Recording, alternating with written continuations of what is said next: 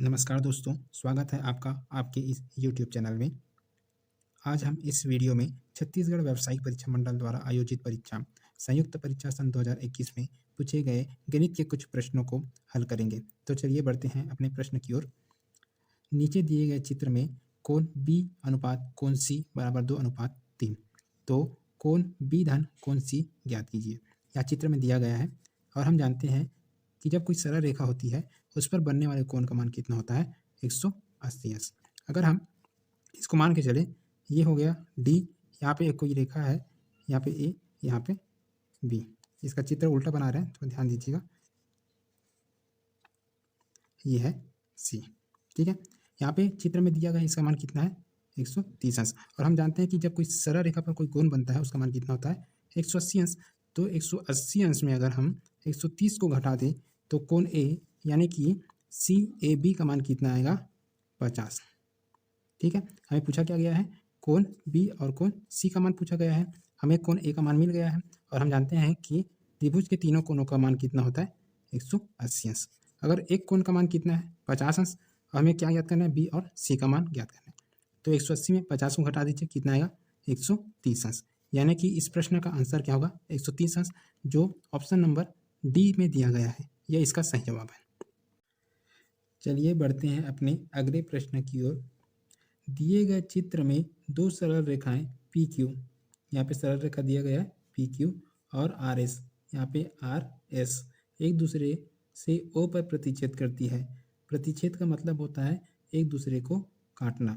यदि त्रिभुज SOT बराबर 75 अंश, तो A, B और C का मान ज्ञात कीजिए। इस प्रश्न को हल करने के लिए एक सरल रेखा लेते हैं PQ, ठीक है। और हम जानते हैं कि सरल रेखा पर बनने वाले कोण का मान कितना होता है, 180 अंश, ठीक है। यहाँ पे S दिया है, यहाँ पे T दिया है, यहाँ पे S, यहाँ पे T, यहाँ पे कितना दिया है, 4B, यहाँ पे B, और इसका मान कितना दिया गया है, 75 अंश दिया गया है। और इसका पूरा का मान कितना है, 180 अंश। तो देख लीजिए, 4B धन B धन 75 अंश बराबर कितना, 180 अंश। 4B और B मिला के कितना, 5B धन 75 अंश बराबर 180। यहाँ पे 5B बराबर, इसको पक्षांतर कर दीजिए, पक्षांतर करेंगे तो ये इसका माइनस हो जाएगा, तो माइनस करेंगे तो कितना, 105 अंश। तो B बराबर कितना, 21, ठीक है। B में कहीं 21 है क्या, यहाँ पे है, B का मान 21 दिया गया है, तो इसका ऑप्शन नंबर 1 सही होगा। इसका सही आंसर क्या है, B का मान 21, मतलब ऑप्शन नंबर 1 इसका सही जवाब है, ठीक है। हमारा अगला प्रश्न है, A का वेतन B से 50% अधिक है, B का वेतन A से कितना प्रतिशत कम है, ठीक है। इसके लिए एक फॉर्मूला होता है, सावधान या ऋण वृद्धि या कमी बटे सावधान ऋण वृद्धि या कमी, ठीक है। हमें किसका वेतन ज्ञात करना है, हमें B का वेतन ज्ञात करना है। यानी कि B का वेतन A से कितना प्रतिशत कम हो जाएगा, 50%, ठीक है। तो 100 कमी हो रहा है तो ऋण होगा, यहाँ पे होगा 50, ठीक है। A का वेतन कितना बढ़ रहा है, 50% बढ़ रहा है, तो 100 धन 50, गुणित प्रतिशत में निकालना है तो गुणित 100, ठीक है। 100 में 50 को घटा दीजिए, कितना आएगा, 50, नीचे क्या आएगा, 150 गुणित 100, 50 से कम 50, 50 दिया 150, ठीक है। 100 को अगर 3 से डिवाइड करोगे कितना आएगा, 33, सही 1/3%। यह इसका सही उत्तर है, जो कि ऑप्शन नंबर 3 में दिया गया है, ठीक है। चलिए बढ़ते हैं अपने अगले प्रश्न की ओर। सुरेंद्र एक दूरी को साइकिल द्वारा 18 किलोमीटर प्रति घंटा की चाल से तय करता है। वह प्रारंभिक बिंदु पर एक बस द्वारा 45 किलोमीटर प्रति घंटे की चाल से वापस लौटता है। संपूर्ण यात्रा के लिए औसत चाल ज्ञात कीजिए, ठीक है। इसके लिए एक फॉर्मूला होता है, 2 गुणित पहली चाल गुणित दूसरी चाल बटे पहली चाल धन दूसरी चाल। ठीक है, तो देखते हैं पहला चाल कितना है। 2 गुणित पहली चाल कितनी है 18 किलोमीटर प्रति घंटा, दूसरी चाल कितनी है 45 किलोमीटर प्रति घंटा। ठीक है, पहली चाल यहाँ से देख लेते हैं 18 धन दूसरी चाल कितनी है 45। ठीक है, इसको आप गुना करोगे तो 2 गुणित 18 गुणित 45 और नीचे को आप काउंट करोगे तो आ जाएगा 63। ठीक है, इसे आप 9 से डिवाइड कर सकते हैं। 9 दूनी 18 और 9 सत्ते 63। अगर आप इसे पूरा सॉल्व करोगे तो इसका मान आएगा 25.71 किलोमीटर प्रति आवर। ठीक है, यह आंसर सही आंसर है जो ऑप्शन नंबर बी में दिया गया है। उम्मीद करता हूँ यह मेथड आपको अच्छा लगा होगा। चलिए बढ़ते हैं अगले प्रश्न की ओर। दिया गया है एक कार 2.4 लीटर पेट्रोल में 22.8 किलोमीटर की दूरी तय करती है, तो 2 लीटर पेट्रोल में वह कितनी दूरी तय करेगा। ठीक है, यह देखने में बहुत ही सरल लग रहा है। दिया गया है कि 2.4 लीटर में कितना किलोमीटर जा रहा है 22.8 किलोमीटर, यानी कि अगर हम 1 लीटर का वैल्यू निकालें तो इसे हम भाग करके निकाल सकते हैं। इसको हम भाग करेंगे तो इसका मान आएगा 9.5 किलोमीटर प्रति 1 लीटर में। 1 लीटर में कितना जाएगा 9.5 किलोमीटर। ठीक है, हमें क्या निकालना है 2 लीटर में निकालना है, तो इसे आप 2 से गुना कर दीजिए। 9.5 गुणित 2 बराबर कितना आ जाएगा 19। ठीक है, तो यह ऑप्शन नंबर सी में दिया गया है जो सही जवाब है। ठीक है, चलिए बढ़ते हैं अगले प्रश्न की ओर। हमारा अगला प्रश्न है एक टंकी को पाइप ए 5 घंटे में, पाइप बी 10 घंटे में और पाइप सी 30 घंटे में भरता है। यदि तीनों पाइप खोले जाएं तो टंकी कितने घंटों में भर जाएगी। ठीक है, बहुत ही आसान प्रश्न है, इसे आप बहुत ही सरल तरीके से सीख सकते हैं। दिया गया पहला पाइप क्या है ए 5 घंटे में भर सकता है। ठीक है, बी कितने में भर सकता है 10 में और सी कितने में भर सकता है 30 में। ठीक है, यहाँ पे हम एक यूनिट निकाल लेते हैं। अगर हम तीनों का लघुत्तम समापवर्तन निकालें तो क्या निकल के आएगा 30। ठीक है, 5 को अगर आप 30 से डिवाइड करेंगे कितना आएगा 5 का 30। 30 को अगर आप 10 से डिवाइड करेंगे तो कितना आएगा 3 आएगा। 30 को अगर 30 से डिवाइड करेंगे तो 1 आएगा। ठीक है, यहाँ से आप उनके यूनिट को जोड़ लीजिए। यहाँ पे 6 3 9 और 1 10। ठीक है, 30 को अगर आप 10 से भाग देते हैं तो कितना आएगा 3 आएगा, यानी कि इसका सही जवाब क्या होगा 3 घंटे में यह टंकी को आसानी से भर सकता है, जो ऑप्शन नंबर सी में दिया गया है। ठीक है, यह इसका सही जवाब है।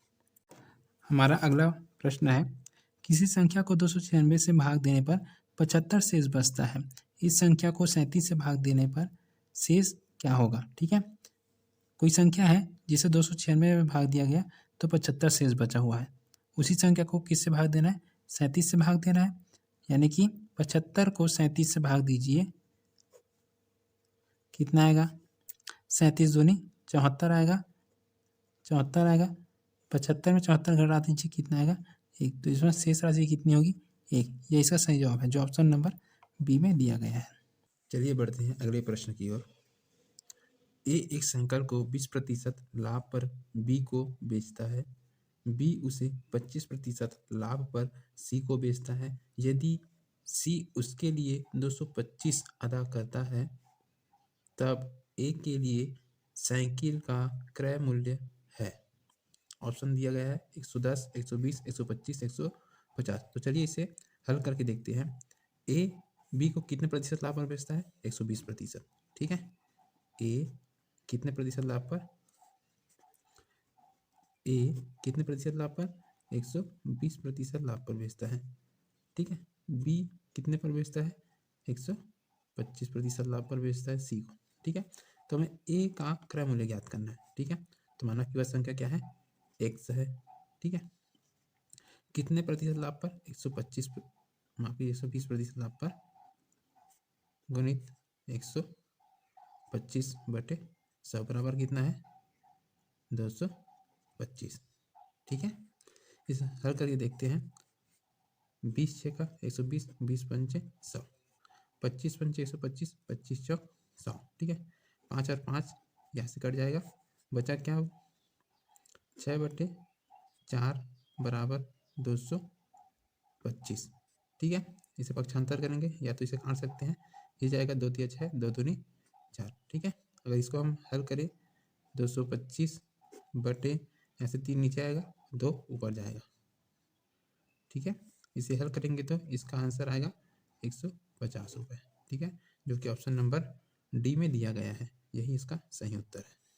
अगला प्रश्न दिया गया है, यदि दो पूर्ण संख्याओं का योग 72 है, उनका अनुपात नहीं हो सकता। ठीक है, दो संख्याओं का योग कितना दिया गया है 72 दिया गया है, तो इनका अनुपात नहीं हो सकता पूछा गया है।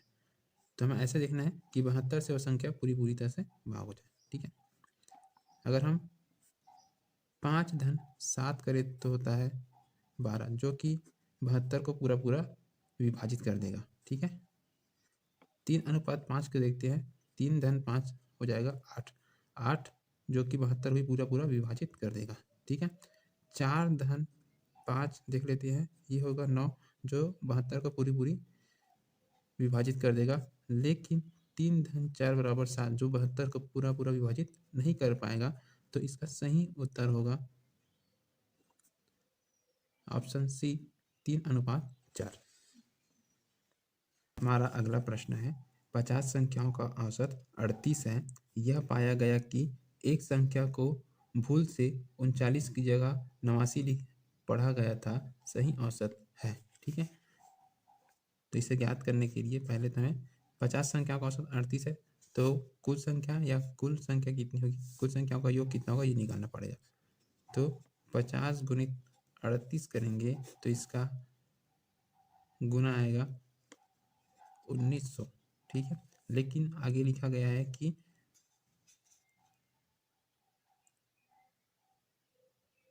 39 की जगह 89 पढ़ा गया है, मतलब कि जहाँ पे 39 लिखना था वहाँ पे क्या लिखा गया है 89 लिखा गया है। तो अंतर कितना होगा 39 को आप घटाएंगे तो अंतर आएगा 50। ठीक है, मतलब कि 50 जो संख्या है वह इसमें अतिरिक्त जुड़ा हुआ है। ठीक है, तो आप जब 50 को यहाँ से निकाल देंगे तो आएगा 1850। 1850 को 50 से भाग कर दीजिए तो इसका सही जवाब आएगा 37। इसका सही उत्तर आएगा, जो कि ऑप्शन नंबर ए में दिया गया है। हमारा अगला प्रश्न है, रूट ऑफ 1.08116 किसके बराबर है। ठीक है, तो यहाँ इसे आप ऑप्शन देखकर बना सकते हैं। इसका जानने का सही तरीका है, अगर दशमलव के बाद कोई संख्या युग्म बनता है तो दशमलव के बाद उतनी संख्या होगी। जैसे यहाँ पे देखते हैं 0 8 है, एक युग्म बन गया, उसके बाद 1 6 है, एक युग्म भी बन गया। ठीक है, यानी कि दशमलव के बाद कितना युग्म बनेगा, या तो कितना संख्या रहेगा 2 संख्या रहेगा। यहाँ से देख लेते हैं, दशमलव के बाद 1 और 2 यहाँ पे है, और दूसरा 1 और 2 यहाँ पे है। या तो इसका आंसर ए हो सकता है या इसका आंसर डी हो सकता है। ठीक है, इसे आप हल करके देख सकते हैं। सबसे पहले एक और हल करेंगे, तो अगर हम 104 गुणित 104 करें तो इसका आंसर आता है 10,816। ठीक है, यहाँ पे कितना दशमलव है, कितनी संख्या के दशमलव 1 2 3 और 4, यहाँ से भी 1 2 3 और 4। तो इसका सही आंसर क्या होगा ए 1.04 इसका सही उत्तर होगा। हमारा अगला प्रश्न दिया गया है, वर्गमूल 248 धन वर्गमूल 52 धन वर्गमूल 144 का मान क्या होगा। ठीक है, तो इसे हल करने के लिए हम पीछे से हल करते आते हैं। 144 इसका वर्ग है, 12 का वर्ग है। ठीक है, 12 में आप क्या जोड़ेंगे 52 जोड़ देंगे तो कितना आएगा 64। तो 64 किसका वर्ग है 8 का वर्ग है। ठीक है, अब 8 को आप किस में जोड़ेंगे 248 में जोड़ देंगे 8 को, तो कितना आएगा 256 जो कि 16 का वर्ग है। ठीक है, तो इसका सही उत्तर होगा 16। चलिए आगे बढ़ते हैं। हमारा अगला प्रश्न है, दो संख्याओं का लघुत्तम समापवर्तक 168 है और उनका महत्तम समापवर्तक 12 है। यदि उन संख्याओं का अंतर 60 है तो उन संख्याओं का योग ज्ञात कीजिए। ठीक है, इसमें बोला क्या गया है, कोई संख्या है ए और बी, ठीक है, इन दोनों के बीच का अंतर कितना है, 60 है, ठीक है, और ए और बी इनका महत्तम समापवर्तक कितना है, 12, यानी कि ये किससे भाग जाएगा, 12 से भाग जाएगा। ठीक है, तो ऐसी दो संख्या ले लेते हैं, जैसे कि हम 24 और ले लेते हैं 84, दोनों के बीच का अंतर कितना है, 60 है। ठीक है, इसका आप लघुत्तम समापवर्तक निकालेंगे तो 168 आएगा और महत्तम समापवर्तक निकालेंगे तो 12 आएगा। ठीक है, अगर आप इस दोनों को जोड़ देंगे तो इसका योग आएगा 108, जो कि ऑप्शन नंबर ए में दिया गया है और इसका यह सही उत्तर है 108। हमारा अगला प्रश्न है, ए और बी की आयु में 3:1 का अनुपात है, 15 वर्षों पश्चात अनुपात 2:1 हो जाएगा, उनकी वर्तमान आयु ज्ञात कीजिए। ठीक है, इनकी क्या निकालना है, हमको वर्तमान आयु ज्ञात करना है। इसे आप ऑप्शन से बना सकते हैं, जैसे कि ऑप्शन नंबर ए में दिया गया है 30:10। ठीक है, तो यहाँ से 3:1 तो आ रहा है, लेकिन जब हम 15 वर्ष से आप बाद देखेंगे तो इनका योग होगा 45 और इनका योग होगा 25, जो कि 2:1 होना चाहिए, जो कि नहीं है। ठीक है, ऑप्शन नंबर बी में जाते हैं तो यहाँ पे दिया गया है 45:15। ठीक है, तो इसको देख लेते हैं, 15 या 45, 15 का 15, यहाँ पे अनुपात ठीक आ रहा है। ठीक है, लेकिन हमें क्या देखना है, 15 वर्षों बाद अनुपात कितना होना चाहिए, 2:1 होना चाहिए। तो देख लेते हैं, 15 वर्ष बाद इनकी आयु कितनी हो जाएगी, 45 की आयु हो जाएगी 60 वर्ष और 15 की आयु हो जाएगी 30 वर्ष। 30 दूनी 60, 30 एकम 30, मतलब 2:1 आ रहा है, तो इसका सही उत्तर होगा ऑप्शन नंबर बी। हमारा अगला प्रश्न है, यदि एक त्रिभुज की ऊंचाई 20% की कमी और उसके आधार में 20% की वृद्धि होती है, उसके क्षेत्रफल में क्या प्रभाव होगा। यह बहुत ही अच्छा क्वेश्चन है। इसके लिए एक सूत्र आता है, अगर पहले कमी हो रही है बाद में वृद्धि हो रही है तो इसके लिए सूत्र होता है दर का वर्ग बटे 100। ठीक है, दर कितना दिया गया है, 20% दिया हुआ है, 20 का वर्ग बटे 100। ठीक है, अगर आप 20 का वर्ग करेंगे तो क्या आएगा, 400 आएगा, बटे कितना, 100, 1 2 1 2, कितना उत्तर आया, 4। और हमेशा ये किस में होगी, कमी में होगी, तो इस 4% की क्या होगी, कमी होगी, जो कि ऑप्शन नंबर बी में दिया गया है, 4% की कमी। ठीक है, ये इसका सही उत्तर होगा। अब चलिए बढ़ते हैं अगले प्रश्न की ओर। दिया गया है, किसी शहर की जनसंख्या 5% वार्षिक दर से बढ़ रही है, यदि इसकी वर्तमान जनसंख्या 1,85,220 है तो 3 साल पहले की जनसंख्या कितनी रही होगी। ठीक है, हमें 3 साल पहले की जनसंख्या निकालनी है, वर्तमान में कितनी है, 1,85,220। ठीक है, तो इसे निकाल लेते हैं, अभी कितनी है, 1,85,220 है। ठीक है, हमें 3 साल पहले की निकालनी है, तो 3 साल पहले कितनी रही होगी, 100% रही होगी, 100 गुणित 100 गुणित 100 बटे 105 गुणित 105 गुणित 105। ठीक है, जब आप इसे हल करेंगे तो यहाँ पे कितना आएगा, 8,000 आ जाएगा। यहाँ पे अगर हल करेंगे आप तो 21 गुणित 21 गुणित 21 आएगा। आप जब इसे हल करेंगे तो यहाँ पे ऊपर कटाएंगे तो यहाँ पे आएगा 20, जब आप इसे गुना करेंगे तो आएगा 1,60,000 इसका जनसंख्या आ जाएगा, जो कि ऑप्शन नंबर सी में दिया गया है, 1,60,000। ठीक है, हमारा अगला प्रश्न है, उस घन के संपूर्ण पृष्ठ का क्षेत्रफल क्या होगा जिसकी एक भुजा 8 सेंटीमीटर है। हमें क्या निकालना है, घन निकालना है, तो घन का संपूर्ण पृष्ठ होता है, सूत्र है 6a का वर्ग। a का मतलब क्या हुआ, भुजा, मतलब 6 गुणित भुजा का वर्ग। ठीक है, तो 6 गुणित 8 गुणित 8, जब आप इसे हल करेंगे तो इसका हल आएगा 384। ठीक है, 384 कहाँ दिया गया है? ऑप्शन नंबर डी में दिया गया है, जो कि इसका सही उत्तर है। हमारा अगला प्रश्न है, एक 7 सेंटीमीटर लंबे, 6.5 सेंटीमीटर चौड़े तथा 4 सेंटीमीटर ऊंचे घनाभ का संपूर्ण पृष्ठ का क्षेत्रफल क्या होगा? तो घनाभ के संपूर्ण पृष्ठ का क्षेत्रफल का सूत्र होता है 2 गुणित ब्रैकेट में लंबाई गुणित चौड़ाई धन चौड़ाई गुणित ऊंचाई धन ऊंचाई गुणित लंबाई।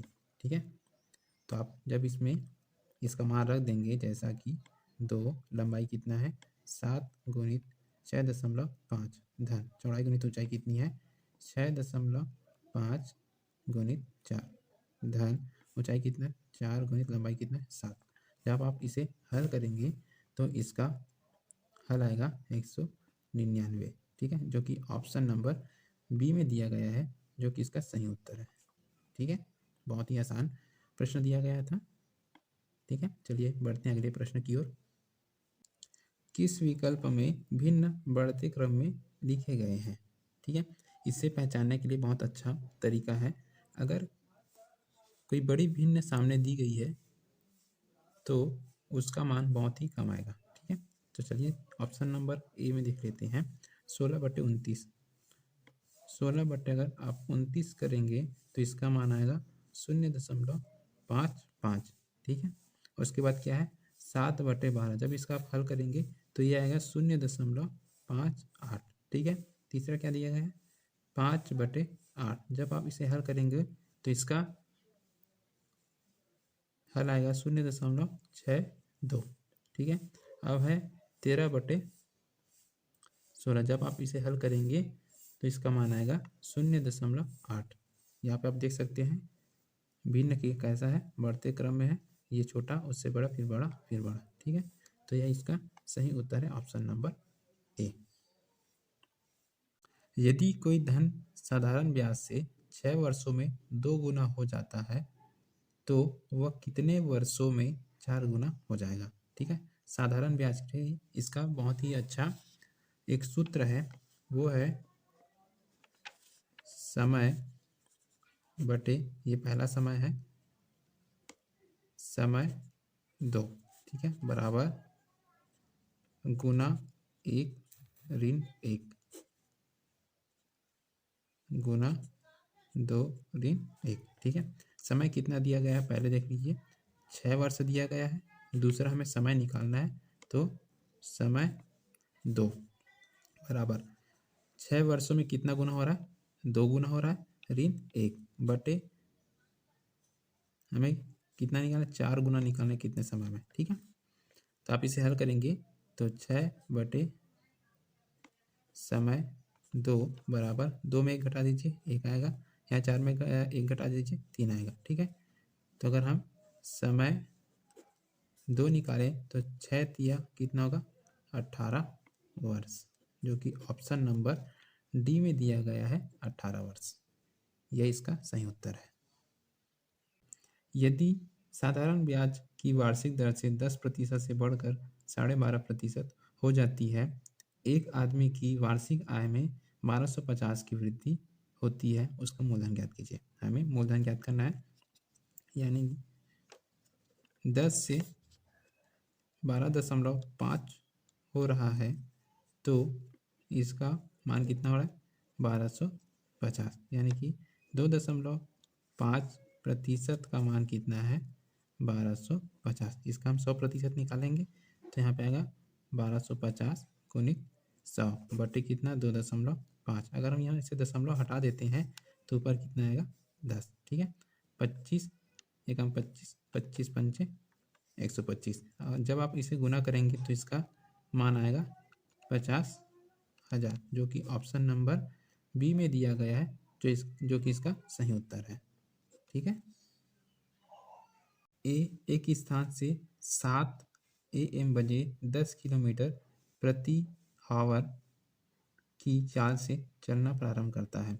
बी उसी स्थान से 9 AM बजे 15 किलोमीटर प्रति घंटे की चाल से चलना प्रारंभ करता है, बी ए से किस समय मिलेगा। ठीक है, तो सबसे पहले देख लेते हैं ए की चाल कितनी है, 10 किलोमीटर प्रति घंटा। बी की चाल कितनी है, 15 किलोमीटर प्रति घंटा। ठीक है, ए कब चलना प्रारंभ कर रहा है, 7 बजे से, तो 7 से 8 के बीच कितना किलोमीटर चलेगा, 10 किलोमीटर चलेगा। ठीक है, 8 से 9 बजे के बीच कितना किलोमीटर चलेगा, 20 किलोमीटर चलेगा।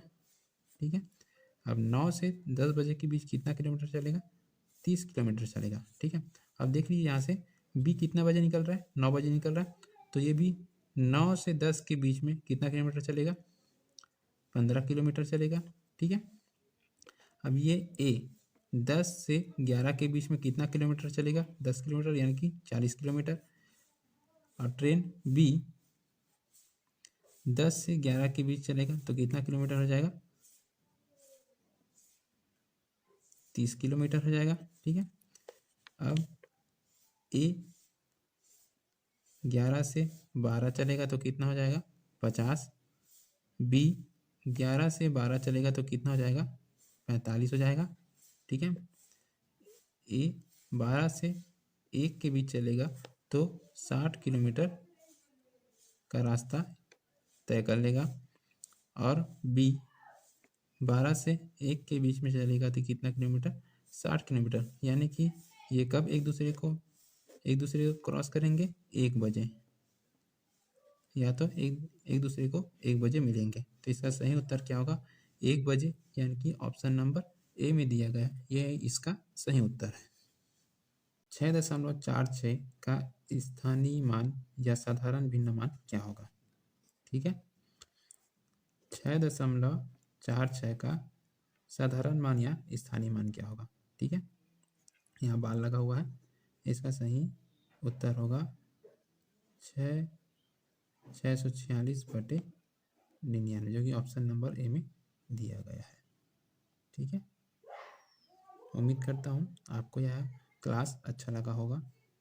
अगर आप इस चैनल पर नए हैं तो चैनल को सब्सक्राइब कर लें। धन्यवाद। हमारा अगला प्रश्न है, दो अभाज्य संख्याओं x और y जिसमें x बड़ा है y से का लघुत्तम समापवर्त है 161 है, तो 3y ऋण x का मान ज्ञात करना है। ठीक है, दो अभाज्य संख्या दी गई है। अभाज्य संख्या का अर्थ होता है किसी दूसरी संख्या से पूरी तरह से विभाजित न हो पाना। ठीक है, तो हमें पहले दो अभाज्य संख्या निकालना पड़ेगा जिसका लघुत्तम समापवर्त है 161 होगा। तो देख लेते हैं 161 ये किससे पूरी तरह से भाग जा सकता है, 7 से देखते हैं, 7 दूनी 14। ठीक है, 7 दूनी 14, बचा कितना, 2 बचा है, ये हो गया 21, 7 या 21, मतलब दो संख्याएं मिल गई हैं जिनका लघुत्तम समापवर्त है 161 है, 7 और 23। ठीक है, इसमें बोला क्या गया है, x बड़ा है y से, यानी कि क्या हुआ, 7 हो गया y और 23 हो गया x। हमें निकालना क्या है, 3y ऋण x। यहाँ से देख लेते हैं, 3 गुणित 7 ऋण x का मान कितना है, 23 है, 7 या 21 हो गया ऋण 23। यहाँ से हम घटाएंगे तो क्या आएगा, ऋण 2। तो इसका सही उत्तर क्या होगा, ऋण 2, जो कि ऑप्शन नंबर ए में दिया गया है, ऋण 2 इसका सही उत्तर है।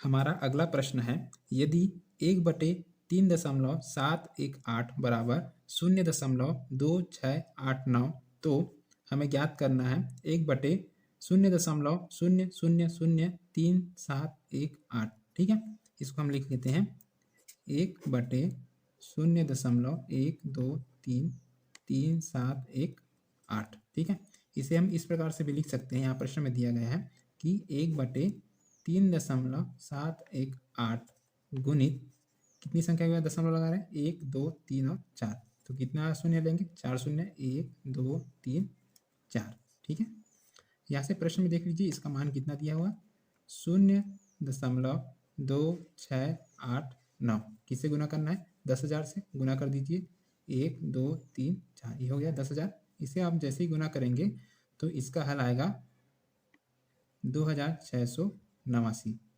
जो कि ऑप्शन नंबर ए में दिया गया है, और यह इसका सही उत्तर है। हमारा अगला प्रश्न है, एक शहर की जनसंख्या 2 लाख है। यदि वार्षिक जन्म दर और वार्षिक मृत्यु दर क्रमशः 6% और 3% है तो 2 वर्षों पश्चात शहर की जनसंख्या की गणना कीजिए। यहाँ प्रश्न में दिया गया है जन्म दर 6%, मृत्यु दर 3%। ठीक है, तो जनसंख्या वृद्धि दर कितनी हो जाएगी? 6 में 3 घटा दीजिए, 3%। ठीक है, हमें 2 वर्ष पश्चात शहर की जनसंख्या निकालनी है। उसके लिए एक फॉर्मूला है, ए बराबर पी 1/r/100। यहाँ पे 2 दिया गया है क्योंकि हमें 2 वर्ष की 2 वर्ष पश्चात शहर की जनसंख्या ज्ञात करनी है। ठीक है, अब हम सूत्र में मान रख देते हैं, r बराबर 3 और p का मान कितना है? 2 लाख। ठीक है, यहाँ से 2 लाख हो गया। यहाँ पे 100 गुणित 1 तो 100, 100 में 3 जोड़ दीजिए, 103/100। यहाँ पे 2 दिया गया क्योंकि 2 वर्ष के बाद जनसंख्या निकालनी है। यहाँ पे 2 लाख गुणित 103 गुणित 103/100, 100। ठीक है, यहाँ से हम 0 0 काट देंगे, 1 2 3 4, 1 2 3 4। ठीक है, यहाँ कितना बचा? 20 बचा। यहाँ 103, यहाँ 103। ठीक है, 103 और 103 को जब हम गुना करेंगे तो इसका मान आएगा 10,609। ठीक है, 10,609 को अगर हम 20 से गुना करते हैं तो इसका मान आएगा 2,12,180। ठीक है, तो यह 2 वर्ष पश्चात शहर की जनसंख्या हो जाएगी, जो कि ऑप्शन नंबर डी में दिया गया है, 2,12,180।